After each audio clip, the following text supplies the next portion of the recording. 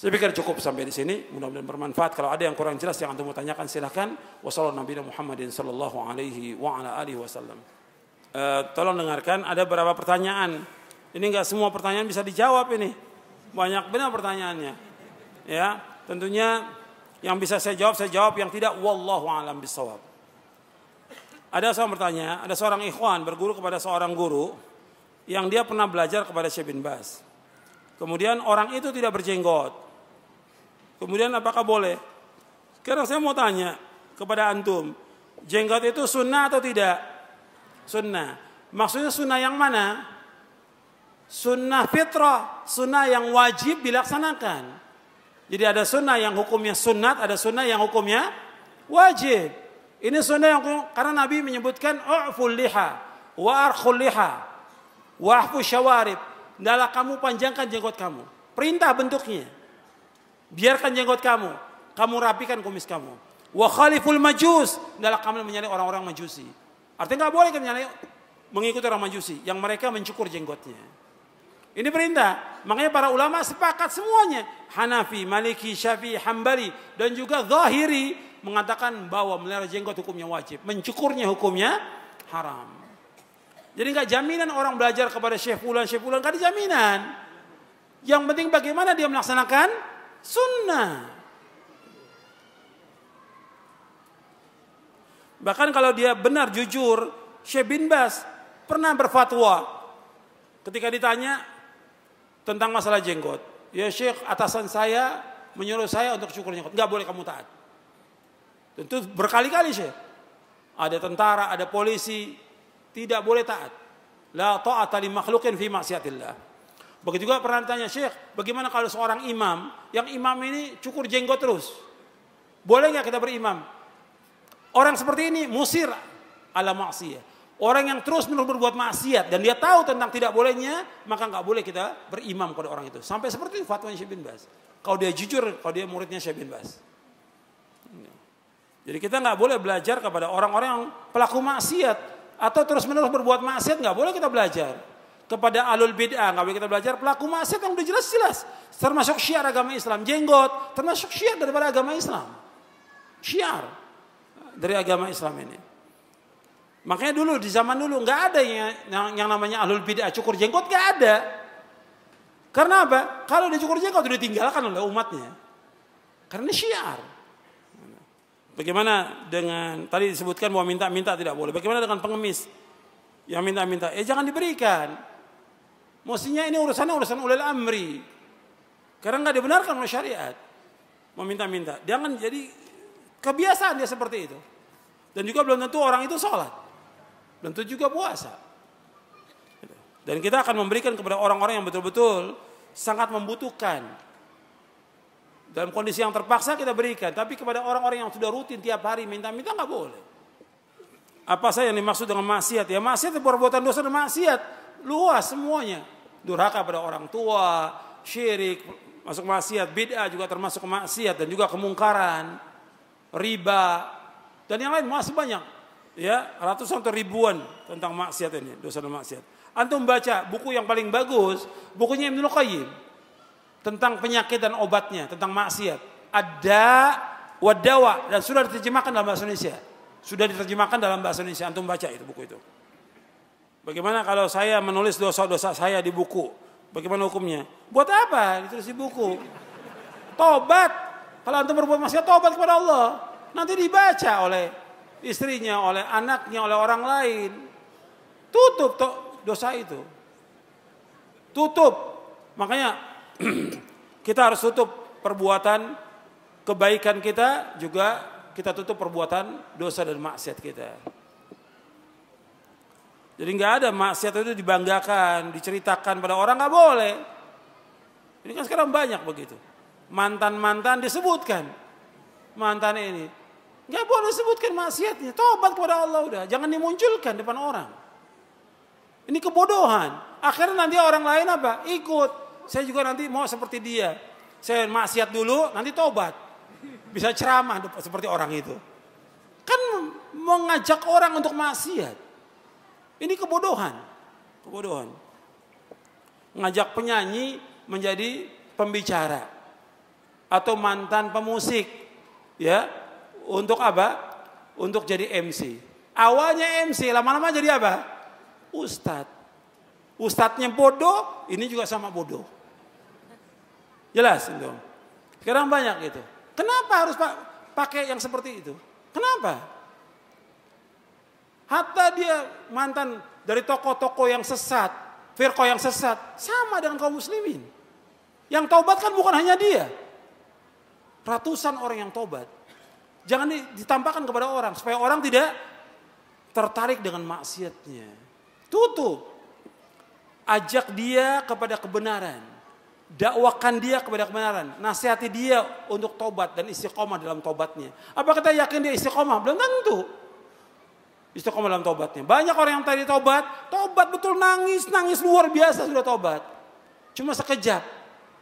Habis itu maksiat lagi. Contoh yang banyak. Orang menaikkan ibadah haji. Waktu di Arafah nangis, Masya Allah nangisnya. Pulang maksiat lagi.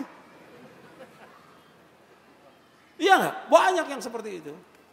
Makanya kita orang-orang yang tobat sama seperti yang lain. Disuruh dia untuk belajar agama yang benar. Tobat yang ikhlas, jujur, istiqomah. Bukan kemudian dibanggakan, nggak boleh. Di depan umum. Bagaimana kita infak kepada lembaga atau yayasan pergerakan. Antum infak kepada pondok-pondok salaf banyak. Janda-janda miskin. Orang-orang miskin, anak-anak yatim, membantu sekolah mereka yang sekolah di pondok banyak yang nggak mampu. Pondok-pondok salaf banyak yang perlu antum bantu. Disebutkan dalam ayat bahwa wa fi amwalihim haqqul lis-sa'il wal mahrum. Pada harta mereka ada hak bagi yang sudah ketahui bagi orang yang minta dan juga yang tidak minta. Tapi kita lihat tentunya yang minta ini orang-orang yang kita tahu tentang sholat. Sekarang ada orang yang jelas dia minta-minta nggak sholat. Masa kita berikan? Orang yang nggak sholat ini orang pelaku dosa besar atau bukan? Orang yang nggak sholat pelaku dosa besar. Bahkan sebagian ulama mengatakan apa? Kafir. Orang yang nggak sholat dia pelaku dosa besar, lebih besar dosanya daripada minum khamar, lebih besar daripada zina, lebih besar daripada mencuri. Kok dikasih uang? Nggak sholat. Mestinya dia diajak untuk sholat. Diajak untuk ibadah kepada Allah. Kalau diberikan uang akan terus dia seperti itu. Dan pemerintah juga memberikan mestinya lapangan kerja buat mereka. Mestinya itu kewajiban pemerintah. Ulil amri. Gimana kita mengadakan kajian di mal-mal dan juga di hotel-hotel untuk menarik orang mengaji. Apa nggak ada masjid lagi? Masjid udah nggak ada nih. Ajak masjid sebaik-baik tempat di muka bumi apa? Kata Nabi, masjid. Ajak. Dengan di masjid ini, malaikat akan datang kan. Malaikat kumpul, memberikan rahmat, turun menghormati. Kalau di mall, yang ada apa? Setan. Pasar itu kan tempatnya apa? Pasar kata Nabi tempatnya apa? Setan. Jangan kamu yang pertama masuk ke dalam pasar kata Nabi. Tempatnya setan. Mestinya dia ajak di masjid. Sekarang kan orang ingin menarik orang untuk dakwah. Ajak mereka, undang mereka ke masjid. Sama semua. Dakwah dari zaman Nabi sampai sama. Jangan kita robah dakwah itu. Jangan dirobah. Nanti hasilnya ya seperti itu juga orangnya. Kalau kita ingin orang yang berkualitas, istiqomah dan semuanya, ajak dia di masjid. Ibadah di masjid. Bukan di rumah-rumah. Bukan di hotel. Semua orang sama dalam pandangan Allah. Ketika kita sholat apa dibedakan? Sholat ini saf depan orang kaya, saf belakang orang miskin. Ada nggak? Nggak ada. Sekarang ngaji itu nuntut ilmu ibadah bukan? Ibadah. Kalau ibadah nggak bisa dibedakan sama semua manusia. Paham? Sama. Kita justru perhatikan kaum masakin. Maka Nabi ketika SAW orang-orang Quraisy minta. Orang Quraisy, tokoh-tokohnya minta Nabi berdakwah, tapi nggak ada orang-orang miskin. Kayak Sa'ad bin Abi Waqqas, Bilal, dan yang lainnya. Nggak mau mereka. Nggak mau. Allah turunkan ayat menegur Nabi. Jangan kamu usir mereka. Wala tatrul ladzina yad'una rabbahum bil ghadati yuridun wajha. Jangan kamu usir mereka. Dilarang Nabi membedakan antara orang kaya dengan orang miskin. Nggak boleh. Semua sama. Yang paling mulia di sisi Allah yang mana? Inna akramakum indallahi atqakum. Tentang duduk dengan ahlul bid'ah, maksudnya kita nggak bergaul, menjadikan dia sebagai teman dekat nggak boleh. Menjadikan ahlul bid'ah sebagai teman dekat kita nggak boleh. Nggak boleh. Karena apa? Akan berpengaruh. Sebab almar'u ala dini khalili, kata Nabi. Seorang itu tergantung dari apa? Agama temannya. Temannya punya pengaruh pada dia. Dan kita jangan merasa, oh saya sih kuat. Saya kan udah ngaji. Jangan sok. Ini muridnya Ibnu Abbas. Bisa jadi apa? Khawarij. Atau dia merasa saya ustadz. Insya Allah saya duduk sama ahlul bid'ah nggak pengaruh. Dulu para imam. Imam Tawus. Imam Ahlussunnah. Ada ahlul bid'ah membacakan ayat. Pergi kamu. Saya yang pergi atau kamu yang pergi? Tegas. Kalau sekarang ini nggak punya sikap Ahlussunnah kepada ahlul bid'ah. Nggak punya sikap. Harus punya sikap kepada ahlul bid'ah. Sebagaimana mereka juga punya sikap. Mereka nggak senang dengan pengajian kita. Nggak senang dengan dakwah kita. Tapi kita disuruh untuk membenarkan perbuatan mereka. Nggak bisa. Yang batil tetap batil selamanya batil. Yang bid'ah tetap bid'ah selamanya. Nggak ada bid'ah hasanah dalam Islam. Harus punya sikap orang Islam itu. Ini ada pertanyaan. Istri saya hamil. Disuruh orang tua kalau umur 4 bulan pulang kampung, diadakan selamatan baca Quran, dimandikan dengan air, dengan yang sudah ditiup oleh orang-orang yang baca Quran tadi. Kemudian 7 bulan juga diselamatkan. Ini nggak ada, ini semua bid'ah. Ini semua perbuatan bid'ah dan nggak ada manfaat sama sekali buat anaknya. Nggak ada, bukan dari Nabi. Yang ada bagi dia ibadah kepada Allah, dia doa agar diberikan keselamatan tentang dirinya, anaknya. Kemudian juga dia nanti setelah melahirkan yang ada akikah di hari ke-7 untuk anak laki, 2 ekor kambing untuk anak perempuan, 1 ekor kambing. Itu bagikan kepada keluarga, kepada tetangga, kepada kaum muslimin. Itu yang ada. Tapi seperti ini enggak ada. Selamatan 4 bulan, 7 bulan enggak ada dalam Islam. Bagaimana supaya kita bisa qanaah? Artinya kita puas dengan apa yang Allah berikan kepada kita. Rezeki yang Allah berikan. Antum perhatikan. Apakah rezeki yang Allah berikan sama semuanya? Enggak sama. Allah yabsutu rizqa liman yasha'u min ibadi wa yaqdir. Allah meluaskan rezeki dari hambanya. Yang Allah kendaki, ada juga yang disempitkan. Tentunya semua ada hikmah. Enggak mungkin semuanya luas rezekinya. Enggak mungkin juga semuanya sempit. Enggak mungkin. Saya bahas panjang lebar di buku Kiat-Kiat Islam Mengatasi Kemiskinan. Saya jelaskan itu. Rezeki Allah sudah bagi. Cuma kita wajib ikhtiar.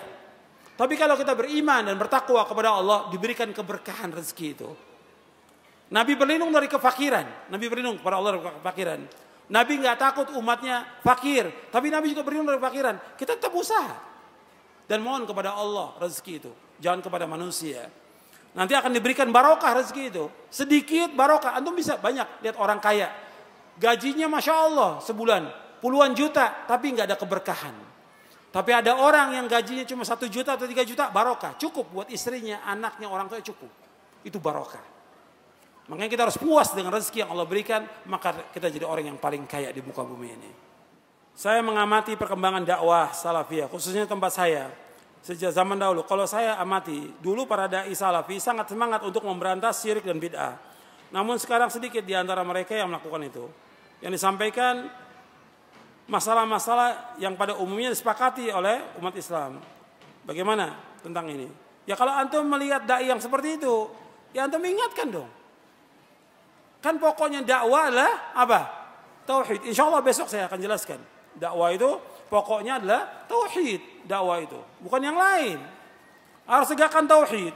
Kalau sekarang ini kayaknya nggak jelas dakwah itu. Katanya dia salafi, tapi dakwahnya judulnya judul film. Ada nggak seperti itu? Ada. Lo antum ini mau dakwah, mau main film? Oh sudah kejelasan. Antum mau dakwah, mau main film sinetron. Kadang-kadang sebelahnya juga mantan apa? Mantan artis. Antum ini mau dakwah. Ini dakwah ini ngajak orang kepada agama yang benar. Ngajak orang bagaimana orang ibadah kepada Allah. Mengajak orang ke sorga. Mengajak orang kepada akhirat. Tuntunan yang benar, bukan tontonan. Dakwah itu tuntunan, bukan tontonan. Bukan nyari bagaimana orang supaya ikut. Enggak. Kita mengajak orang kepada orang mau ikut. Silahkan gak ikut, karena masalah dalam dakwah. Bukan banyaknya orang, bukan. Allah menyebutkan dalam Al-Quran, "Faman syaa'a falyu'min wa man syaa'a falyakfur." Siapa yang mau iman silakan iman, yang mau kufur silakan kufur. Dai itu seperti orang yang mengundang makan. Kalau orang kita undang, dia datang, dapat hidayah dia. Tapi kalau dia nggak datang, sudah dia seperti itu. Makanya antum perhatikan dakwah ini harus tegas, jelas. Manhaj jelas, tauhid, ajak tauhid. Dakwah yang tidak mengajak pada tauhid menyimpang dari manhajnya para nabi dan para rasul alaihi wassalatu wassalam. Yang insya Allah besok saya akan jelaskan tentang kaidahnya. Bagaimana kalau kita sudah berusaha untuk istiqomah, tetapi keluarga tidak mendukung, nggak ada masalah. Kita tetap disuruh oleh Allah untuk istiqomah. Fastaqim kama umirta wa man taba ma'aka wa la tatghaw. Dalam kamu istiqomah kepada apa yang Allah perintahkan pada kamu. Bersama orang-orang yang taubat bersama kamu. Dan jangan melewati batas. Kita tetap berusaha bagaimana mengajak orang tua. Mengajak keluarga. Untuk kembali kepada sunnah. Kembali ketaatan kepada Allah. Kalau mereka nggak mendukung, tetap kita istiqomah. Karena kita ingin masuk surga. Jangan ikuti orang yang salah. Atau maksiat. Atau beda, jangan. Kita harus tetap istiqomah dan tegar di atas sunnah Nabi. Memang istiqomah itu berat, cobaannya juga berat. Setan berusaha bagaimana supaya kita istiqomah. Tapi kita berusaha mengajak dengan cara yang baik. Makanya kalau kita lihat kepada keluarga itu, pertama kali kita ancam mereka. Allah menyuruh Nabi Muhammad SAW kepada keluarganya memberikan kabar gembira atau mengancam. Saya tanya kepada antum. Nabi disuruh Allah memberikan kabar gembira atau mengancam? Mengancam. Allah berfirman, wa anzir ashiratakal aqrabin. Ancam keluarga kamu yang terdekat. Jadi dakwah itu pada akhirnya mengancam orang, menjelaskan kalau kamu taat dapat pahala. Kamu taat, kalau kamu tidak taat, kamu dapatkan azab di dunia, dikubur dan nanti di akhirat. Diancam. Kamu akan dapat siksa dari Allah. Makanya Allah menyebutkan dalam Al-Quran orang-orang yang menyalahi perintah Rasulullah mendapatkan ancaman yang berat di dunia dan juga nanti di akhirat. Makanya orang-orang yang menuntut ilmu itu pulang dari menuntut ilmu mestinya dia mengancam kaumnya.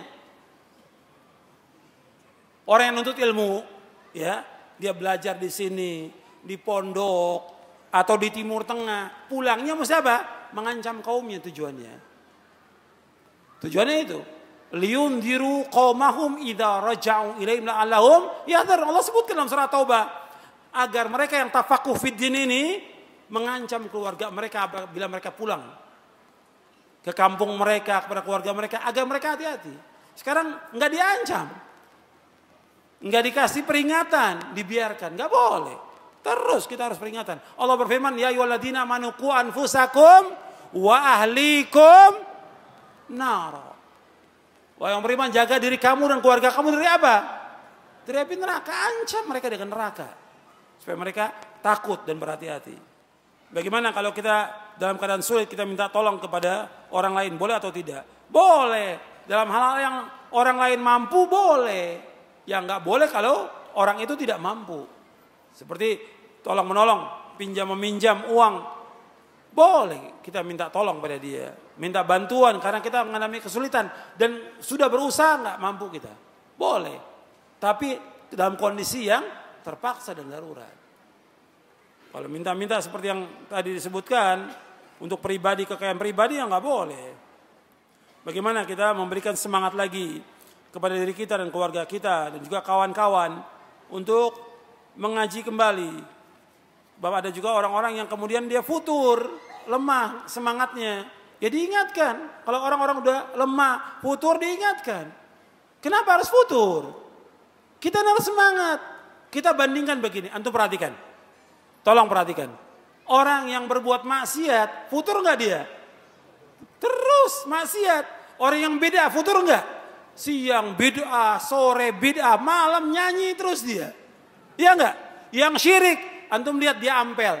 Yang ruku dan sujud, minta-minta. Apa berhenti? Terus. Kenapa orang yang berbuat syirik, berbuat maksiat, berbuat bidah, bisa terus mereka, nggak futur? Kenapa yang taat kepada Allah di atas sunnah kita futur? Kenapa kita futur? Mestinya kita mendapatkan ganjaran yang besar dengan taat kepada Allah. Nggak boleh kita putus asa dari rahmat Allah.